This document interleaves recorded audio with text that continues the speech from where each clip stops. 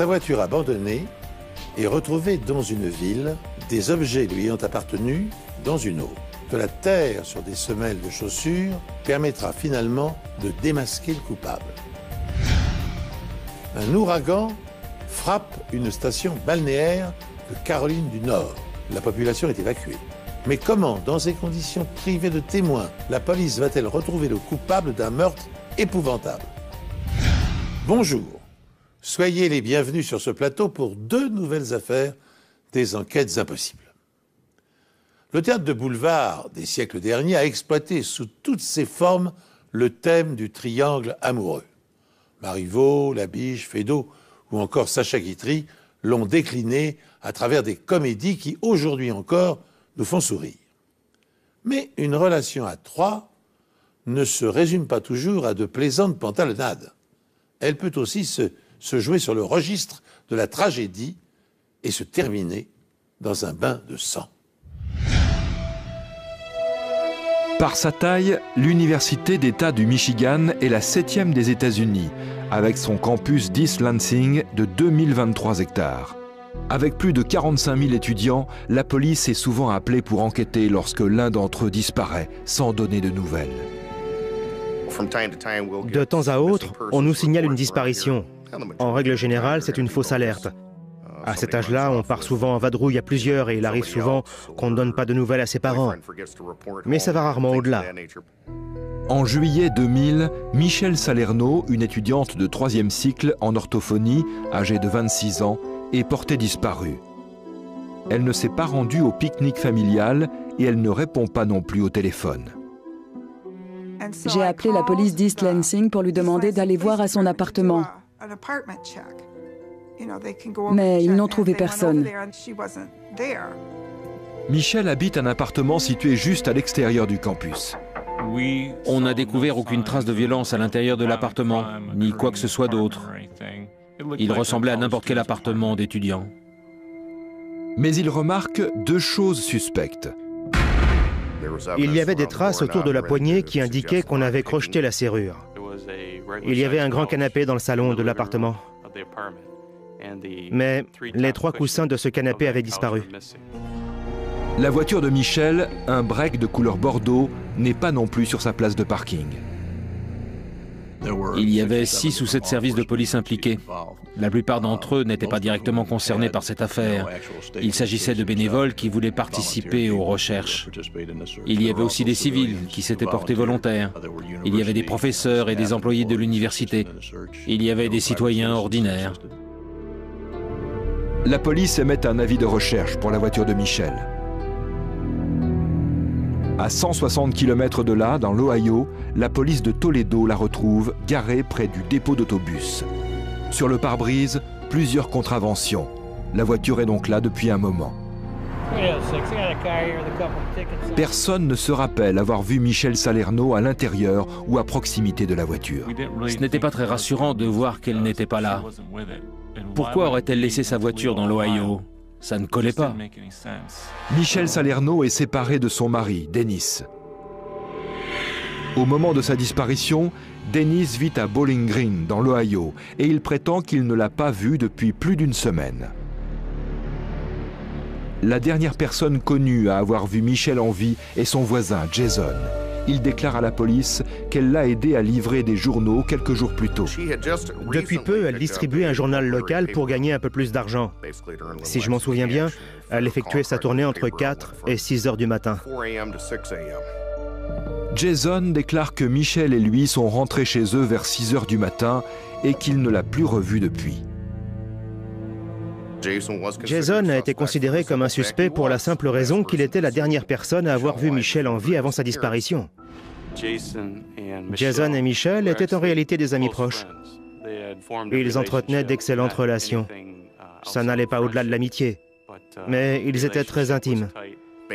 Vu les circonstances et la petite enquête qu'on a menée sur lui, on l'a très vite écarté de la liste des suspects. J'ai contrôlé chacune des cartes de crédit de Michelle. Aucune d'entre elles n'indiquait la moindre activité. Il n'y avait eu aucun retrait sur son compte chèque, comme si Michelle avait disparu de la surface de la Terre. Plus aucune trace d'elle. Sachant que les personnes qui disparaissent dépensent en général de l'argent, les enquêteurs redoutent le pire. Peu après la disparition de Michel Salerno, un nouvel événement suspect se produit dans l'Ohio, à quelques kilomètres du lieu où sa voiture a été retrouvée. Un chauffeur de camion a été assassiné dans les toilettes d'un restaurant pour routiers. La victime était allongée dans une cabine de douche. Elle avait été égorgée. Elle n'était pas habillée. Une partie de ses effets personnels était étalée dans la douche. Cet homme de 50 ans est un certain Larry McClanahan, un routier de l'Ohio qui travaille à son compte. En vérifiant son casier judiciaire, la police constate que McClanahan a effectué un séjour en prison pour une agression sexuelle sur son neveu de 14 ans. Son compagnon de cellule et meilleur ami n'était autre que Dennis Salerno, le mari de Michel. Ce dernier avait, lui, été condamné pour vol et escroquerie. Après sa sortie de prison, Salerno est allé vivre chez les McClanahan pendant un certain temps. Ils avaient donc d'excellents rapports. McClanahan a ouvert sa porte à Dennis et il l'a hébergé. On a également appris que Larry partageait sa femme avec Dennis. L'ex-femme de McClanahan nous a informé qu'ils formaient un ménage à trois. Nous l'avons vu. Notre affaire a commencé par la disparition énigmatique de Michel Salerno, une étudiante de l'Université du Michigan. La porte de son appartement a été crochetée et sa voiture a été retrouvée abandonnée dans l'Ohio à 160 km de chez elle. Mais tandis que la police s'interroge et échafaude des hypothèses, un événement tragique interfère dans l'enquête. Un certain Larry McClanahan est retrouvé égorgé dans la douche d'un restaurant. Or, cet homme, un ex-détenu, était le meilleur ami de Denis Salerno, le mari de l'étudiante portée disparue. Salerno McClanahan et son épouse formaient par ailleurs un ménage à trois. Dès lors, notre affaire prend une toute autre dimension. Quels sentiments partageaient réellement ces trois personnages? La disparition de Michel et le meurtre de McClanahan sont-ils liés? En analysant les enregistrements des caméras de vidéosurveillance du restaurant dans lequel le second meurtre s'est déroulé, les policiers ne sont pas au bout de leur surprise. Les caméras de sécurité du restaurant montrent McClanahan marchant vers la salle des douches avec un autre homme portant une grosse sacoche noire. Une demi-heure plus tard, l'homme à la sacoche repart sans McClanahan. Pour la police, cet homme ressemble fortement à Dennis Salerno. Sur une autre vidéo, on voyait Salerno entrer dans un entrepôt fermé et sécurisé. Là, les images ne laissent aucun doute. Tu as tué Larry? Pourquoi je l'aurais tué? Lorsque la police interpelle Salerno et l'interroge, il nie tout en bloc. Mais au bout de quelques heures, il change de version. Il déclare que McClanahan l'a appelé quelques jours plus tôt pour lui proposer de le retrouver dans le restaurant pour routiers. Salerno déclare qu'une fois sur place, McClanahan lui a avoué qu'il s'était occupé de sa femme Michel. Il savait que Dennis avait des problèmes conjugaux. Il lui a demandé ce qu'il voulait dire par là. McClanahan a répondu « Je me suis occupé de ta femme ». Et il lui a dit « Je me suis occupé de ton problème. Maintenant, viens ici, déshabille-toi et rejoins-moi dans la douche. » Salerno prétend que McClanahan ne tolérait pas le moindre refus et qu'il a eu peur de se faire violer. Dennis nous a dit qu'il avait paniqué, qu'il s'était penché et avait saisi un couteau. Il s'en est ensuite servi pour repousser McClanahan et l'a poignardé au cou. Je pense qu'il essayait, pardonnez-moi l'expression, de faire d'une pierre deux coups. Il essayait de faire porter la responsabilité du meurtre de Michel à McClanahan, tout en expliquant le meurtre de McClanahan par un simple geste d'autodéfense. Mais les enquêteurs restent sceptiques. Pour commencer, les éléments matériels contredisent la version des faits de Salerno. On a découvert plus tard que la gorge de McClanahan était entaillée d'un bout à l'autre et qu'il avait pratiquement été décapité. Il apparaît clairement que McClanahan n'était aucunement en train d'agresser Salerno. Il avait été égorgé par derrière, il présentait des blessures défensives sur les bras, sans doute pour se protéger des coups de couteau. En fait, tout contredisait la version de Salerno. D'autre part, et de son propre aveu, Salerno n'a demandé aucun détail concernant le meurtre de Michel. J'ai demandé à Dennis s'il avait cherché à savoir ce qu'il avait fait à Michel, de quelle manière il l'avait tuée, où elle se trouvait. Dennis ne lui avait rien demandé de tout ça. T'es pas idiot, tu sais très bien pourquoi on t'en parle, tu es le seul à pouvoir nous montrer où elle est. Comment vous voulez que je fasse? Je vous dis que j'ai aucune idée d'où elle se trouve. Je vous ai dit tout ce que je savais. Je vous ai donné tous les noms de ses amis. Dennis, est-ce que c'est toi qui lui as fait du mal? C'était peut-être un accident? Non? C'est pas ce que j'attends comme réponse. L'enquêteur Vincent et moi avons confié l'enregistrement de Dennis au profileur de la police de l'État du Michigan. Ils ont conclu que s'il était bien l'auteur du meurtre de Michel, il l'avait très probablement enterré dans un lieu que tous les deux connaissaient. Si Salerno reconnaît avoir tué McClanahan, il nie toute implication dans le meurtre de Michel. Les enquêteurs doivent donc s'appuyer sur la médecine légale pour découvrir la vérité. Michel Salerno, une étudiante de 3e cycle, a disparu et est présumée morte. Je viens ici pour savoir si vous avez trouvé quelque chose et vous m'accusez de tout un tas de trucs. Son mari, Dennis, raconte aux policiers que son meilleur ami, Larry McClanahan, l'a assassiné. Une accusation sans fondement, selon les policiers. On a enquêté et on n'a jamais trouvé le moindre élément indiquant que McClanahan avait quelque chose à voir dans le meurtre ou la disparition de Michel. Curieusement, la police a retrouvé la voiture de Michel abandonnée à seulement 16 km du restaurant de routier où Salerno a tué McClanahan.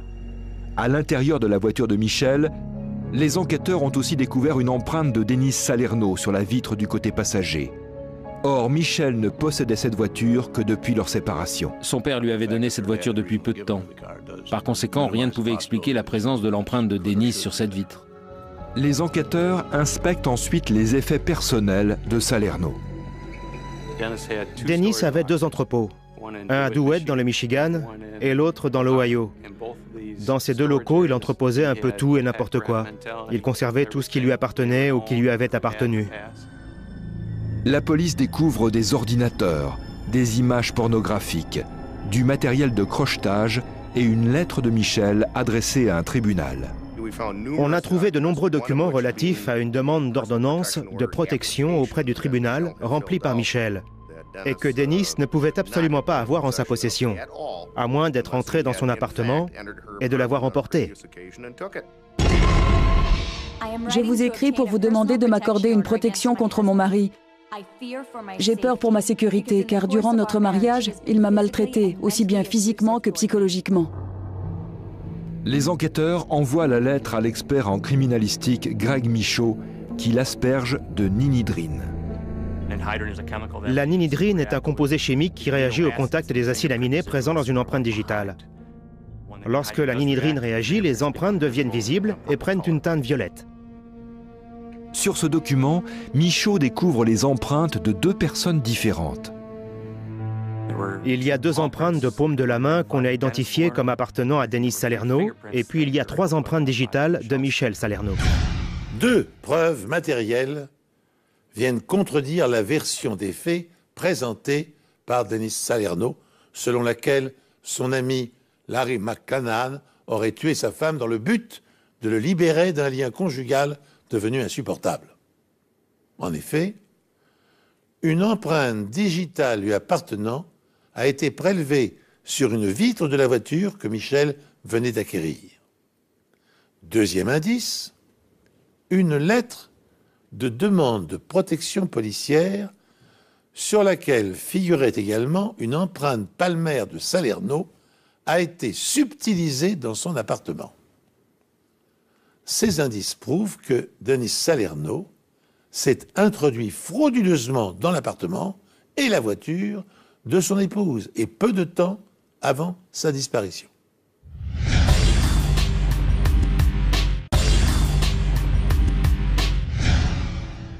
Cette lettre a été écrite le soir précédant son décès. Dennis n'habitait pas avec elle. Il n'y avait donc aucune raison de retrouver ses empreintes sur cette lettre. Mais Denis Salerno refuse de reconnaître le meurtre de son épouse Michelle. Il continue d'affirmer que Larry McClanahan est le seul et unique coupable. C'est très facile d'accuser quelqu'un d'homicide quand cette personne est morte. On peut accuser un mort d'à peu près tout ce qu'on veut. Il n'est plus là pour se défendre. Il a été arrêté pour le meurtre de McClanahan et le procureur envisageait de demander la peine de mort contre lui. Mais on a réussi à conclure un accord. S'il nous disait où se trouvait le cadavre, on n'utiliserait pas cette information contre lui lors du procès. Et les procureurs de l'Ohio ne demanderaient qu'une peine de 20 ans de prison pour le meurtre de McClanahan. Salerno accepte le marché et indique aux enquêteurs où se trouve le corps de Michelle. Selon lui, Larry McClanahan avait avoué avoir enterré Michelle dans ce site d'enfouissement qui faisait près de 5 hectares. C'était une zone très vaste, une immense décharge. Au bout de plusieurs jours de recherche, les enquêteurs finissent par trouver le corps d'une femme qu'ils doivent maintenant identifier. J'ai contacté la mère de Michelle et je lui ai demandé si par hasard elle avait conservé une de ses dents de lait. Elle nous a donné une de ses dents de lait et elle contenait encore suffisamment de pulpe et de dentine pour qu'on puisse obtenir un échantillon d'ADN. L'ADN confirme qu'il s'agit bien du corps de Michelle Salerno. Elle est morte par strangulation. L'os hyoïde, un os de la gorge en forme de fer à cheval, était déformé. Cela indique en général que la cause du décès est la strangulation.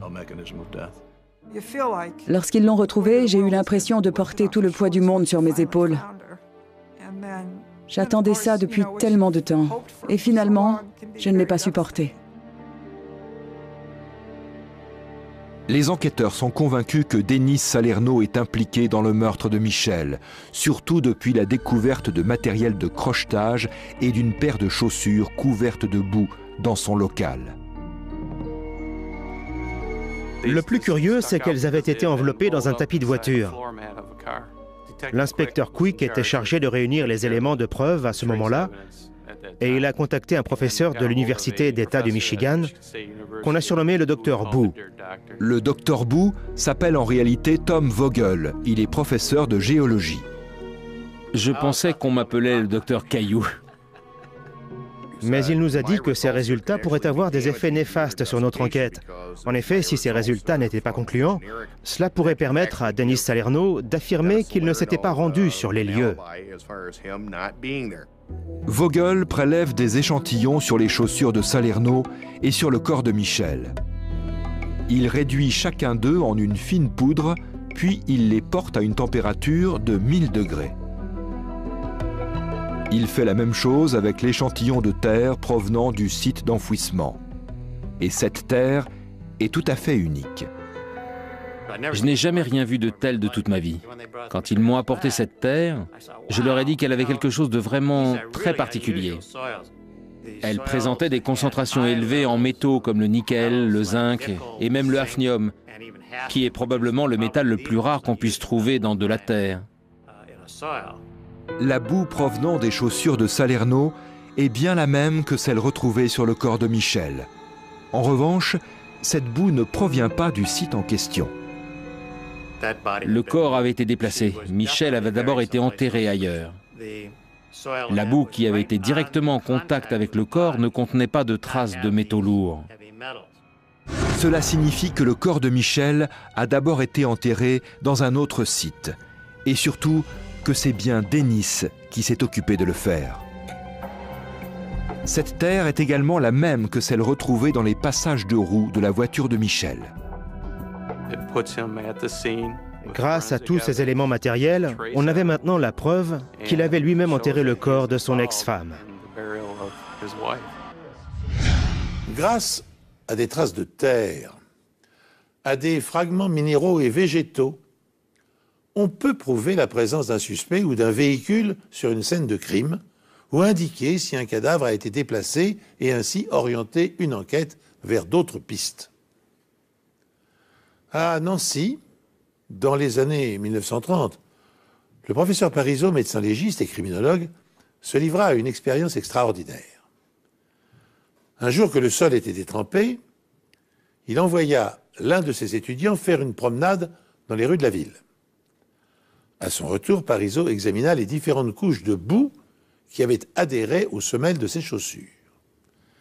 Il mit en évidence 4 couches différentes de poussière, de terre et de végétaux, particules de chaux, détritus de bois fraîchement coupés, traces cristallines mélangées à des molécules charbonneuses. Et grâce à ces éléments et à une parfaite connaissance de la ville, Parisot parvint à tracer sur un plan l'itinéraire exact emprunté par l'étudiant. Et n'oublions pas qu'en 1930, des appareils comme le spectromètre de masse, qui permet de déterminer la composition des matériaux, n'existaient pas. Revenons-en à notre affaire. Il semble bien maintenant avéré que Denis Salerno soit le meurtrier de sa femme. Mais les enquêteurs se posent une ultime question. Quel était son mobile ?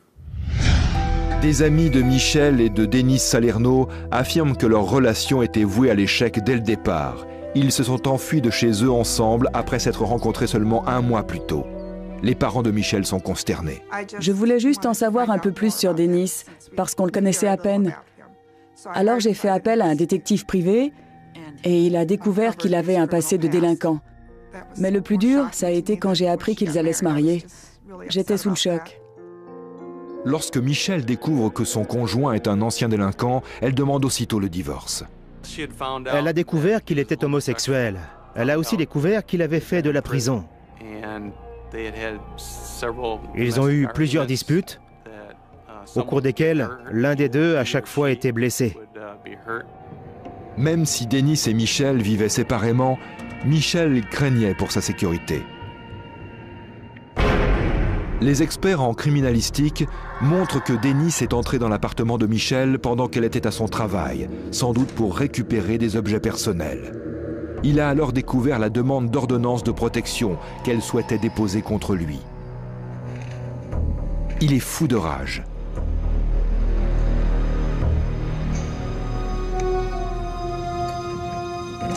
Lorsqu'elle rentre après sa tournée de distribution de journaux, il l'étrangle.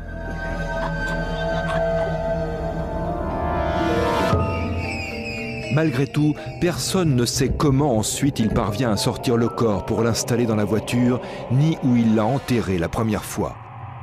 Mais la boue trouvée sur les chaussures de Salerno est la même que celle sur le corps de Michel.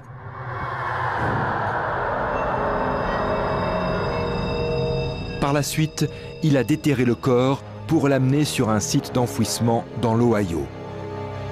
Puis il a abandonné la voiture de Michel, mais a laissé ses empreintes digitales sur la vitre. Pour brouiller les pistes, Salerno doit maintenant trouver quelqu'un susceptible d'endosser le meurtre de Michel. Et quel meilleur choix que son ancien compagnon de cellule, Larry McClanahan. Il l'attire dans le restaurant de routier et lui tranche la gorge.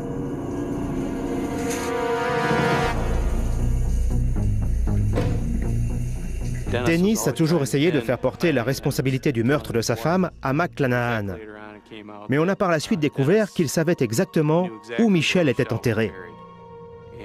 Et les chaussures qui ont été retrouvées dans le local de Denis, des chaussures qui lui appartenaient, étaient couvertes de boue. Cette boue était la même que celle trouvée sur le corps de Michel. Denis Salerno plaide coupable pour le meurtre de Larry McClanahan, mais pas pour celui de Michel.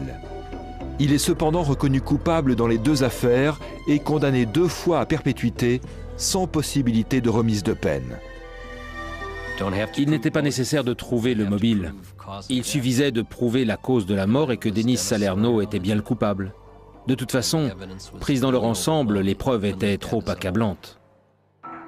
Les experts ont démontré que Salerno s'était emparé des dossiers relatifs à la demande de protection de Michel. Mais l'élément le plus surprenant est celui de nature géologique.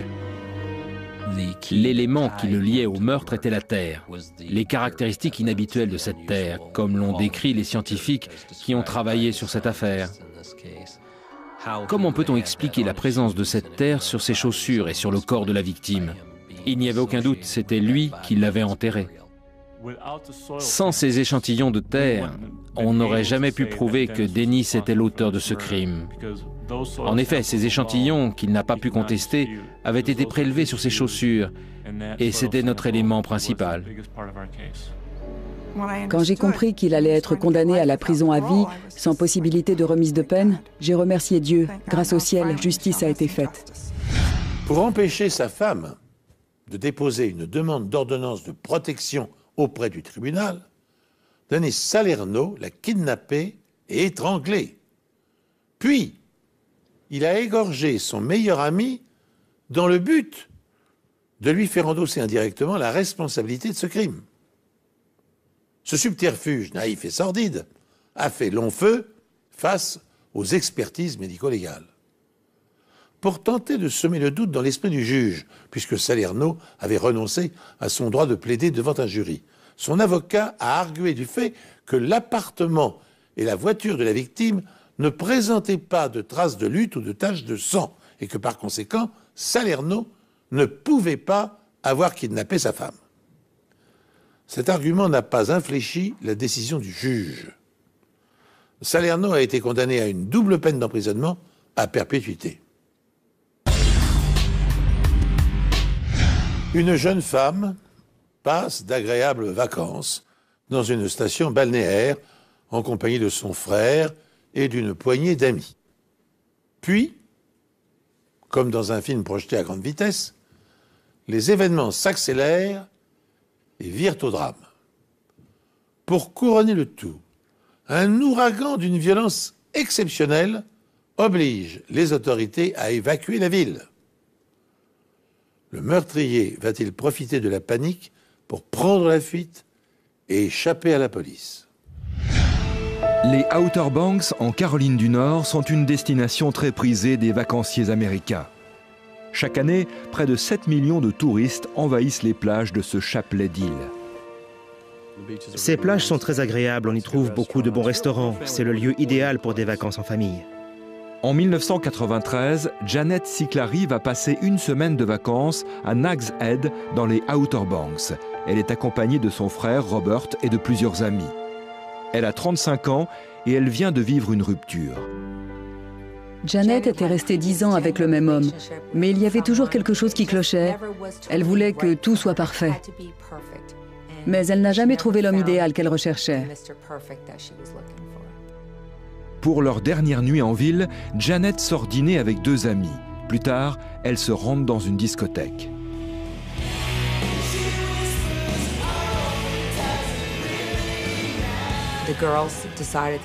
Les filles ont décidé de rentrer. Elles étaient fatiguées, elles voulaient préparer leur bagage. Janet, elle, s'amusait encore. Elles lui ont laissé la voiture, puisqu'elle restait toute seule. C'était plus prudent qu'elle la prenne. Elle pouvait rentrer à pied, puisqu'elles étaient 2.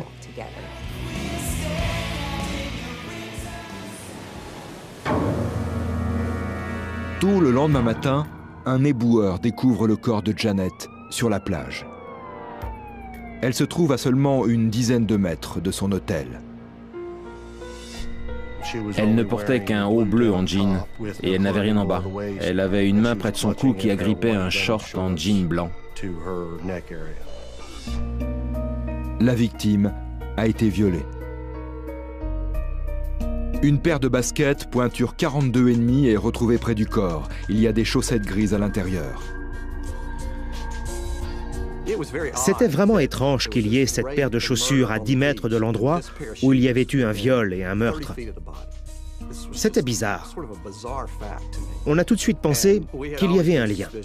C'était impossible que ce soit une coïncidence. La police décide de ne pas révéler la cause du décès à la presse. Ainsi, si un suspect en parle, il y aura de fortes chances qu'il soit coupable. Janet partageait sa chambre d'hôtel avec son frère Robert. Il raconte à la police que sa sœur est rentrée vers 2h30 du matin. Robert dormait quand il l'a entendue arriver. Elle est entrée. Selon lui, elle a allumé une cigarette et posé son sac. Puis elle a dit quelque chose du genre « Je vais aller fumer dehors » et elle est sortie.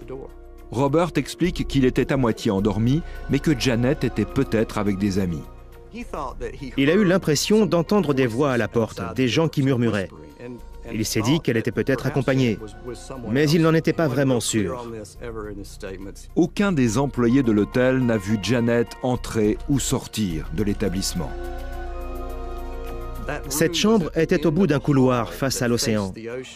Juste à côté, il y avait une porte et des escaliers qui donnaient sur un pont. Celui-ci menait jusqu'à la mer. Elle n'avait pas à passer par le hall pour sortir de l'hôtel et aller sur la plage. La police commence par rechercher les personnes qui auraient pu se trouver dans les environs à l'heure du crime. Mais dans un lieu peuplé en grande majorité par des touristes, la tâche s'annonce difficile. Pour les proches de Janet et les enquêteurs, ce meurtre n'a aucun sens. C'était un crime abominable. Quelqu'un qu'elle ne connaissait pas l'a violée et tuée. Je ne vois pas quel crime peut être plus horrible que celui-ci. Ce genre de choses ne peut pas arriver à des gens qui ont une vie bien sous tout rapport. C'est impossible. Le Carolinian était un hôtel assez grand. Il s'étendait du nord au sud sur des centaines de mètres. C'est donc une sorte de barrière pour le son. On ne peut pas entendre ce qu'il se passe sur la plage, sauf s'il s'agit de quelque chose de très bruyant comme un feu d'artifice ou un coup de feu. Janet Siclari, une ravissante jeune femme de 35 ans, a été retrouvée au petit matin, violée et tuée à une dizaine de mètres de son hôtel. Après avoir passé la soirée dans une boîte de nuit en compagnie de 2 amis, Janet s'était attardée quelques heures de plus, puis elle avait regagné la chambre qu'elle partageait avec son frère. Et ensuite, afin de fumer sans l'incommoder, elle était ressortie quelques minutes. Alors son agresseur l'avait-il suivi depuis le nightclub ou l'avait-il rencontré par hasard à proximité de la plage? Pour clarifier cette énigme, les enquêteurs tentent de reconstituer l'emploi du temps de la jeune femme la veille de sa mort. D'après ses 2 amis, la jeune femme a passé l'après-midi avec le barman de l'hôtel, Reed Powell. Le courant est immédiatement passé entre eux. Ils ont discuté. Je crois que Janet flirtait un peu avec Reed. Il était calme et timide. C'est sans doute ce qui plaisait à Janet. Dans la soirée, les 3 amis rencontrent Reed au Porto Call, un bar des environs. Reed est avec sa petite amie, mais ils se disputent. Au Porto Call, Reed a vu sa petite amie en train de danser avec un autre homme. Ça l'a énervé. Ils ont donc eu une petite altercation.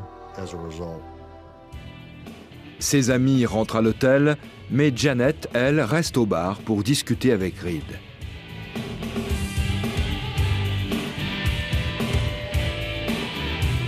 Il quitte le bar à la fermeture vers 2 heures du matin. Il a dit qu'il allait prendre un taxi. À ce moment-là, Janet lui a répondu que ce n'était pas la peine parce qu'elle pouvait le ramener. Elle devait passer devant chez lui pour aller jusqu'à son hôtel. Lors de l'interrogatoire, Reed Powell raconte que Janet l'a déposé chez lui, puis il a pris les clés de sa voiture et il est allé chercher sa petite amie. Il voulait se réconcilier avec elle. Sa petite amie travaillait au Carolinian. Il y avait des logements de fonction là-bas. Il s'agit du même hôtel que celui de la victime. Il s'est rendu au Carolinian en voiture. Il était dans sa voiture sur le parking en attendant le retour de sa petite amie. C'est là qu'il a vu Janet arriver à l'hôtel. Elle était seule quand elle est entrée. Il explique qu'il n'a pas parlé avec la jeune femme à ce moment-là. Il a vu sa petite amie lorsqu'elle est rentrée. Ils se sont disputés et il a fini par lui mettre une gifle. La conversation s'est terminée là-dessus. Ils sont repartis chacun de leur côté. Les enquêteurs lui demandent ce qu'il a fait en attendant sa petite amie. Sa réponse éveille leurs soupçons. Il avait faim, alors il avait apporté un couteau et un saucisson. Il est resté assis dans sa voiture à attendre le retour de sa petite amie. C'est une déclaration capitale qui peut l'impliquer dans le meurtre de Janet Siclari. La victime a été poignardée sur la plage cette nuit-là, mais la police n'a pas divulgué cette information au public. Sans réaliser la portée de sa déclaration, Reed Powell vient de dire qu'il était à une dizaine de mètres de la scène de crime avec un couteau dans la main. Reed Powell est devenu le suspect numéro 1 dans cette affaire. La façon dont ils se sont comportés ensemble indiquait qu'il y avait plus que de l'amitié entre eux, qu'il y avait une attirance. Cela a éveillé nos soupçons. C'est pour ça qu'on a décidé de s'intéresser un peu plus à lui. L'enquête sur le meurtre de Janet Siclari a commencé depuis à peine un jour, lorsque les conditions météorologiques deviennent catastrophiques. L'ouragan Emily, une tempête de catégorie 3, s'abat sur les côtes de Caroline du Nord. Sur toute l'île, c'était le branle-bas de combat. L'évacuation avait été ordonnée à cause de l'ouragan. Il a fait beaucoup de dégâts. Nous avons perdu la scène de crime. Nous avions aussi peur de perdre les témoins. 80 000 personnes sont évacuées, mais le suspect numéro 1, Reed Powell, reste en ville. Pour nous, il n'y avait qu'une personne qui pouvait être suspectée, c'était Reed. C'était le seul à qui nous avions beaucoup parlé. Il s'est intégré à notre cercle d'amis. La pluie est souvent le cauchemar des spécialistes de scènes de crime, car elle efface les indices, brouille les empreintes et peut, le cas échéant, dissoudre les traces biologiques contenant de l'ADN. Mais dans l'affaire qui nous concerne, il ne s'agit pas d'une simple averse. Un ouragan s'est abattu sur les côtes de la Caroline du Nord. Ces cyclones tropicaux d'une extrême violence sont capables d'arracher arbres, toitures, de soulever des vagues gigantesques et de causer des dégâts considérables. Autre conséquence dramatique sur notre enquête. Par mesure de précaution, plus de 80 000 touristes ont été évacués de la station balnéaire. Si le meurtrier de Janet Siclari se trouvait parmi eux, les policiers n'auront plus aucune chance de l'appréhender. Alors pour l'instant, ils n'ont d'autre choix que de concentrer leur investigation sur le seul suspect qu'ils peuvent interroger, Reed Powell, le barman de l'hôtel avec qui Janet avait sympathisé.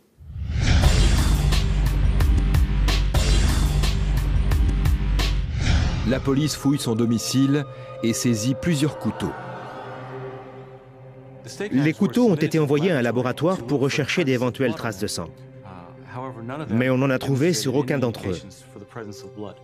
Reed est également obligé de fournir un échantillon d'ADN. En 1993, les analyses génétiques ne sont pas aussi performantes qu'aujourd'hui. À l'époque, la méthode consiste à comparer la longueur et les motifs des autoradiographies qui ressemblent à des codes barres. Nous avons comparé le profil ADN du suspect à celui que nous avons retrouvé sur la victime. Nous avons tout de suite vu qu'il ne s'agissait pas du même. On a tous été surpris que ça ne corresponde pas. 10 autres hommes sont sur la liste des suspects. Ils se trouvaient dans les environs de la scène de crime ou ont été en contact avec Janet pendant ses vacances. Tous fournissent un échantillon d'ADN. Je les ai examinés et j'ai comparé leur ADN à celui qu'on avait obtenu à partir du sperme retrouvé sur la victime. Ils ont tous, sans exception, été écartés de la liste des suspects. Il semblerait que le meurtrier ait déjà quitté les lieux. Il est peut-être parti car c'était la fin de ses vacances ou à cause de l'ordre d'évacuation. À ce moment de ma carrière, c'était la première fois que j'étais incapable de résoudre une affaire de cette importance.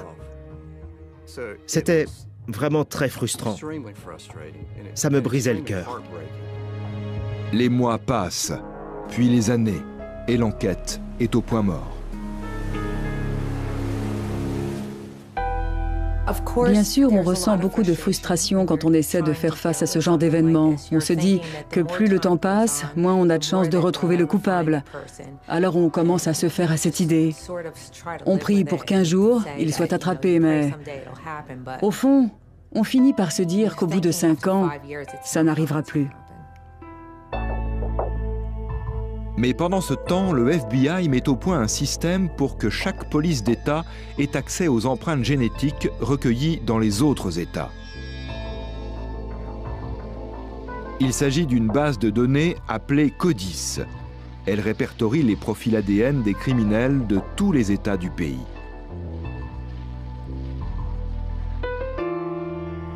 Ainsi, en 1997, près de 5 ans après le meurtre de Janet Cicclari, les autorités de Caroline du Nord entrent le profil ADN du meurtrier dans la base de données du FBI. Et ils trouvent une correspondance.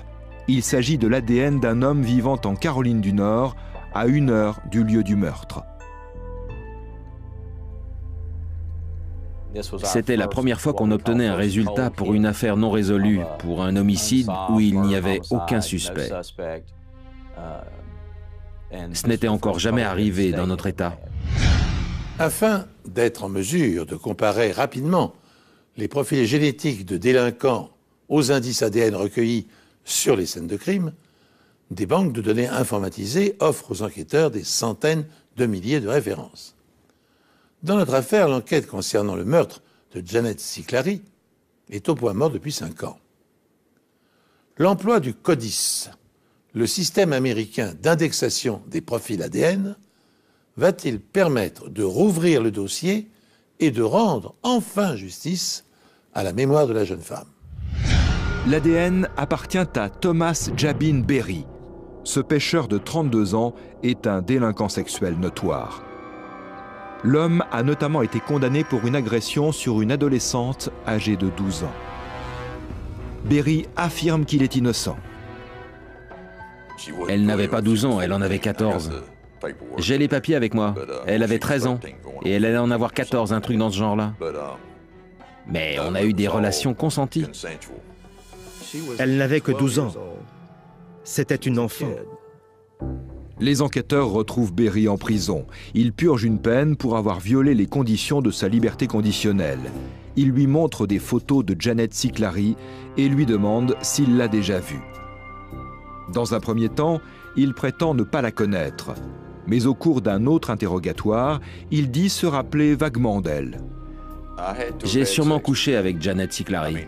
Ça ne fait aucun doute puisque mon ADN a été retrouvé, mais c'était des relations sexuelles consenties. Je ne l'ai pas tué, je ne suis pas un meurtrier. Il ment quand il dit qu'il a eu des rapports sexuels consentis avec elle. C'est un tissu de mensonge. Les preuves indiquent clairement qu'il s'agit d'un viol suivi d'un meurtre. Il y avait 2 crimes dans cette affaire, un viol et un meurtre. L'ADN nous permettait de désigner l'auteur du viol de Janet Cicclari. En revanche, ça ne nous permettait pas de prouver qu'il l'avait tuée. En quête de preuves, la police va s'intéresser aux chaussures retrouvées près du corps de la victime. Et elles vont peut-être s'avérer extrêmement utiles.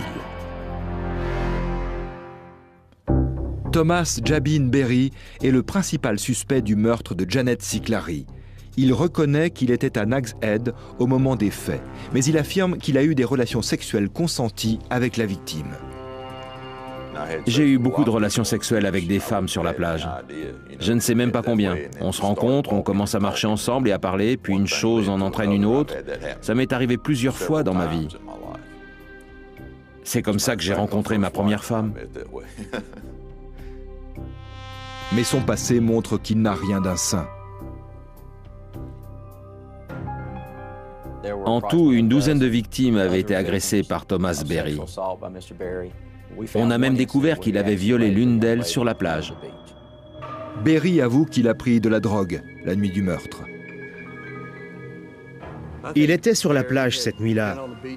Il faisait sûrement la fête quelque part. Il a bu et il a consommé du crack. Il l'a reconnu dans sa déposition. À cette époque-là, il passait le plus clair de son temps à se droguer au crack. Pour les amis et la famille de Janet, il est impossible que celle-ci ait eu des relations sexuelles avec un étranger. Ça ne lui ressemblait pas. Elle n'était pas du genre à avoir une histoire d'un soir ou des aventures. Elle avait 35 ans. Ce qu'elle recherchait, c'était plutôt la stabilité. Elle voulait une relation durable et sérieuse.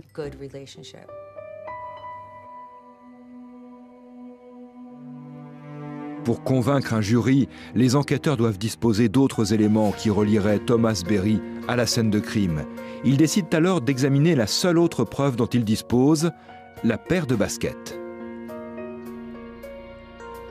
Le suspect prétend qu'elles ne sont pas à lui. Il n'y avait qu'une façon de vérifier qu'il s'agissait bien des siennes. Nous nous sommes adressés à quelqu'un qui est capable de relever des empreintes dans une chaussure, un peu comme pour une empreinte digitale. Les enquêteurs contactent Robert Kennedy, expert médico-légal auprès de la police montée canadienne. Il est réputé mondialement pour utiliser les empreintes de pied comme preuve, en particulier celles qu'il relève dans les chaussures. J'ai commencé à travailler sur les empreintes de pied en 1989. Un tueur en série sévissait dans le Nouveau-Brunswick au Canada. On voulait savoir si l'empreinte du pied du suspect correspondait à celle qu'il y avait à l'intérieur de la chaussure. Kennedy décide alors de créer une base de données regroupant ces empreintes. Il étudie en détail la façon dont elles sont laissées. Quand quelqu'un porte une paire de chaussures, le pied dégage une quantité importante de chaleur et il transpire. La partie du pied qui supporte notre poids va laisser des marques sur la semelle de la chaussure. Avec ces marques, on aura aussi de la transpiration et des traces noires à l'intérieur de la chaussure. Chaque individu laisse des traces différentes. Il est ainsi possible d'établir une base de données pour les comparer. Kennedy relève les empreintes de pied de Thomas Berry avec de l'encre. Puis il découpe la semelle intérieure des chaussures récupérées sur la scène de crime. Il les photographie. Les images sont superposées pour être comparées. Il n'y avait aucune différence entre la trace laissée par Thomas Berry et celle qui était à l'intérieur de la basket. J'en suis donc arrivé à la conclusion que c'était bel et bien lui qui avait porté ces chaussures. Le procureur est désormais en mesure d'affirmer que le suspect était sur la scène de crime. Nous avons toujours été convaincus qu'il y avait un lien entre ces chaussures et le meurtre. On savait que cela nous conduirait à notre suspect. Le soir du meurtre, Janet a raccompagné Reed Powell chez lui, puis elle est rentrée à son hôtel. Il semble que son frère se soit trompé lorsqu'il déclare avoir entendu des voix venant du couloir. Janet ressort pour fumer une cigarette. Malheureusement, sa route croise celle de Thomas Jabin Berry. L'homme a déjà commis plusieurs viols et ce soir-là, il est sous l'emprise de la drogue.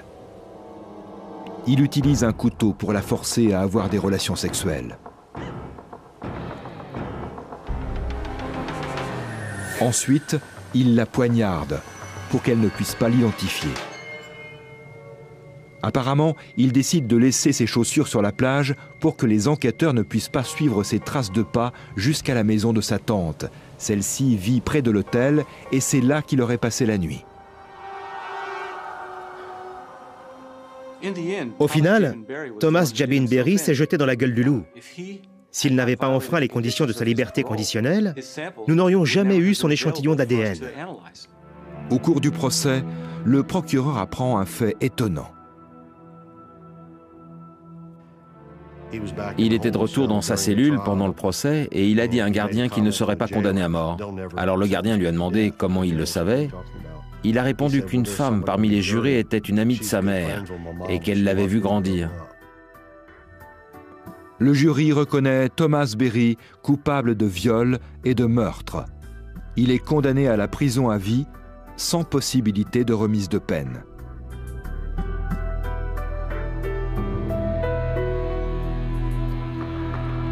Malgré toutes les preuves qui l'accablent, il clame toujours son innocence. J'ai essayé de faire appel et d'obtenir un nouveau procès, mais ça n'a pas marché. Je me suis dit que cette émission pourrait m'aider. Ça attirera peut-être l'attention sur mon dossier. Je lui ai dit que c'était un menteur. Ça ne fait aucun doute. On le voit, avec toutes les preuves qu'on a trouvées. Ces preuves sont irréfutables. Thomas Berry était bel et bien avec Janet Siclari la nuit du 28 août. C'est un fait établi. Nous l'avons prouvé, et plus aucun doute ne plane sur sa culpabilité. Si M. Berry affirme le contraire, c'est un menteur. Au procès, des policiers ont témoigné de l'agonie cauchemardesque de Jeannette Siclari, retrouvée recroquevillée en position fétale, le visage lacéré, la veine jugulaire et le larynx sectionnés. Selon le médecin légiste, Jeannette serait restée consciente quelques minutes. Elle aurait essayé de ramper sur le sable en direction de l'hôtel dans l'espoir d'y trouver de l'aide. Puis, après s'être vidée de tout son sang, elle aurait succombé à ses blessures. Il va sans dire qu'avant l'utilisation de la méthode de comparaison d'ADN dans les enquêtes criminelles à la fin des années 1980, jamais cette enquête n'aurait pu aboutir. Thomas Berry Jabin aurait-il allongé la liste de ses victimes par l'agression sexuelle d'une préadolescente de 12 ans? C'est probable. Sachez encore qu'au terme d'un procès de 13 jours, le jury a reconnu Jabin coupable de viol et d'homicide. Après avoir échappé de justesse à une sentence de mort, il purge, depuis une quinzaine d'années, une peine de réclusion à perpétuité. Cette émission est maintenant terminée, merci d'avoir suivi. Je vous retrouverai très prochainement sur cette antenne pour un nouvel épisode des Enquêtes Impossibles.